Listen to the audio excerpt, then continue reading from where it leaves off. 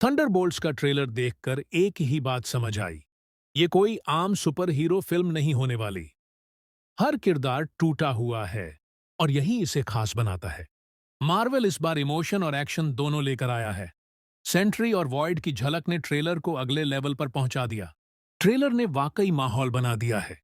Trailer में एक dark tone है जो मार्वल के पुराने टाइटल्स से अलग है, और सेंट्री को देखकर लगा कुछ बहुत बड़ा होने वाला है।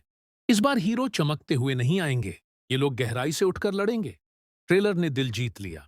Fan comments about the trailer. Yelena और बकी की जोड़ी इस मूवी की जान होगी। उनकी केमिस्ट्री ट्रेलर में ही कमाल लग रही थी। सेंट्री का 1 सेकंड का ग्लिम्स भी काफी था चिल्स देने के लिए। वॉइड वाला कॉन्सेप्ट इंसेन है। फाइनली मार्वल ने फिर से dark and grounded story line पकड़ ली है। ये मूवी प्योर केओस होगी। टास्क मास्टर का नया लुक और मूव्स देखकर गूसबम्प्स आ गए। रेड रूम वाली एनर्जी वापस आ गई है। John walker still looks dangerous. मुझे लग रहा है ये टीम टूटने भी वाली है और एक साथ लड़ने भी। कहीं ना कहीं नटाशा की लेगेसी भी इस फिल्म में महसूस हुई। येलेना का दर्द अभी भी वैसा ही है। फिल्म की शुरुआत एक गहरी और गंभीर टोन के साथ होती है। न्यूज़ फुटेज और रिपोर्ट्स दिखाते हैं कि अवेंजर्स अब नहीं रहे। नटाशा मर चुकी है। टोनी स्टार्क अब इस दुनिया में नहीं है और स्टीव रॉजर्स रिटायर हो चुका है। दुनिया असुरक्षित है। सरकारें घबराई हुई हैं। अपराध बढ़ चुका है और कोई सुपर हीरो उसे रोकने वाला नहीं बचा।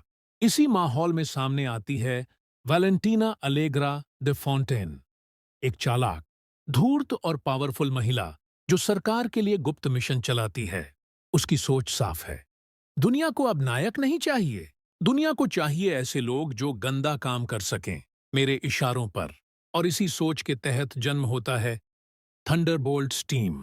वैलेंटीना अलग अलग हिस्सों से ऐसे लोगों को चुनती है जो या तो समाज से बहिष्कृत हैं या खुद से भाग रहे हैं। हर एक का एक दुख भरा अतीत है।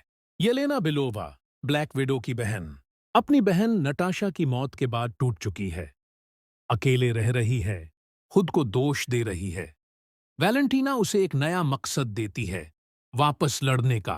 बकी बार्न्स, द विंटर सोल्जर, अतीत के अपराधों से जूझ रहा है। उसे रात में बुरे सपने आते हैं। उसे अदालत ने मजबूरी में थेरेपी और नजरबंदी में रखा है, लेकिन वो अब रिडेम्पशन चाहता है। जॉन वॉकर, यूएस एजेंट, वो आदमी जिसे कभी कैप्टन अमेरिका बनाया गया था, लेकिन जिसने दुनिया के सामने अपना गुस्सा दिखाकर वो पद खो दिया। अब वो खुद को साबित करना चाहता है। रेड गार्डियन, अलेक्सेई शोस्टकोव, रूस का पुराना सुपर सोल्जर जो अब बुढ़ापे और हास्य का पात्र बन गया है, लेकिन वो फिर से हीरो बनना चाहता है। गोस्ट एवा स्टार, क्वांटम एनर्जी से ग्रस्त, लगातार दर्द में जी रही है। उसे इलाज का लालच देकर टीम में लाया जाता है। टास्कमास्टर, एंटोनिया ड्राइकॉव, रेड रूम की भूतपूर्व पीड़ित, बेहद शांत, बिना भावना के, लेकिन अब भी सबसे खतरनाक। टीम को भेजा जाता है साइबेरिया की एक पुरानी एचवाइड्रा बेस में, जहां एक रहस्यमय व्यक्ति को बंदी बनाकर रखा गया है। Bob Reynolds.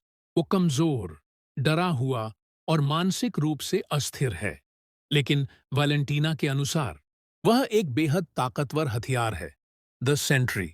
बॉब बताता है कि उसके अंदर छिपा है एक दूसरा राक्षस, द वॉइड, जो उसके डर, दुख और गुस्से से ताकत लेता है। जब बॉब को अमेरिका लाया जाता है, तो एक हादसे में एक मासूम बच्चे की मौत हो जाती है। यह बॉब को तोड़ देता है और वॉइड उसके शरीर से बाहर निकल आता है। पूरा मैनहट्टन अंधेरे में डूब जाता है। रियलिटी टूटने लगती है। लोग पागल हो जाते हैं। समय, जगह और चेतना, सब कुछ बिगड़ जाता है। हर थंडरबोल्ट को अपनी सबसे बड़ी कमजोरी का सामना करना पड़ता है। येलेना बार बार नटाशा की मौत देखती है। बाकी खुद को हाइड्रा एजेंट के रूप में देखता है। वॉकर एक खाली स्टेडियम में बैठा होता है, कोई ताली नहीं बजाता। रेड गार्डियन अपनी कब्र देखता है, जिस पर लिखा होता है, यहाँ एक मजाक दफन है। गोस्ट खुद को गायब होते हुए महसूस करती है। टास्कमास्टर फिर से रेड रूम में होती है। टीम समझती है कि वॉइड को हराना आसान नहीं। उन्हें बॉब को उसके अतीत, दर्द और डर को स्वीकार करने में मदद करनी होगी। येलेना और बकी बॉब के दिमाग में प्रवेश करते हैं। एक मानसिक युद्ध भूमि में। वहां बॉब जंजीरों में जकड़ा है और वॉइड उसकी जगह ले चुका है। येलेना कहती है, हम सब टूटे हैं, लेकिन इसका मतलब यह नहीं कि हम खलनायक हैं। बॉब खुद को स्वीकार करता है और पहली बार सेंट्री पूरी तरह नियंत्रित हो जाता है। वॉइड नष्ट हो जाता है, दुनिया बच जाती है, लेकिन कोई थंडरबोल्ट्स को धन्यवाद नहीं कहता, कोई उन्हें हीरो नहीं मानता। वैलेंटीना खुश होती है, लेकिन टीम उसे ठुकरा देती है। बकी, हम तुम्हारे हथियार नहीं हैं। ये लेना, हम हत्यारे नहीं, इंसान हैं। टीम बिखरती है, लेकिन एक दूसरे को अब समझने लगती है। एक स्पेसशिप न्यूयॉर्क में क्रैश होती है। एक आदमी बाहर निकलता है, उसके सूट पर चमकता है छार का निशान। रीड रिचर्ड्स, हम देर से आए, लेकिन अब हम यहीं हैं। वैलेंटीना एक और फाइल खोलती है, ओमेगा लेवल थ्रेट। एक लाल हुड वाला शख्स उसकी परछाई में आता है।